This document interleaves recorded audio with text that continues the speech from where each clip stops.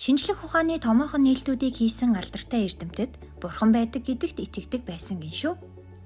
Энэхүү дугаараар Христийн шашинд итгэдэг эрдэмтдийг танилцуулж байна. Исаак Ньютон. Тэрээр Английн физикч, математикч, одон орон судлаач, байгалийн философч, алхимч, теологч байсан бөгөөд бид бүгдийн хамгийн сайн мэдэх таталцлын хуулийг нээсэн эрдэмтэн юм. Тэрээр бурхан бүх зүйлийг өөрийн дүрмээр бүтээсэн бөгөөд тоо, жин, хэмжүүрийг бүх зүйлд багтаасан. Мөн бурхан Библийн хуучин гэрээний зөвнөлийг хүмүүсийн сонирхлыг хангахын тулд бус, харин хожимд тэдгээрийг биелүүлсэн хэмээн хэлж байжээ.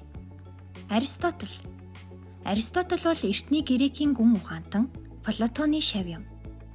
Аристотелийн нэг түүхэн үнэт гавьяа бол шинжлэх ухаанд ангилалт хийж, философийн шинжлэх ухаан биеэ даасан тусгай шинжлэх ухаан болохыг нотолж, түүний гүйцэтгэх үүрэг ач холбогдлыг нэн товоолгон тавьсанд оршино.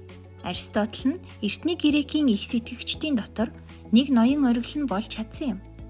Тэрээр бурхан бүх зүйлийг дэг журам, зоригтойгоор бүтээсэн бөгөөд эдгээрийг нээж олбол түүний бурханлаг оршихуйг мэдэх болно хэмээн хэлж байжээ. Жозеф Томсон. Тэрээр бие даасан сэтгэгч байхаас бүү ээ.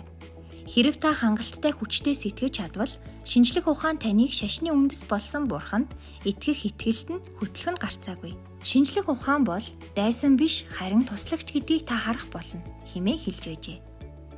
Дараагийн оддын баримтаар уулзтлаа. Түр баяртай.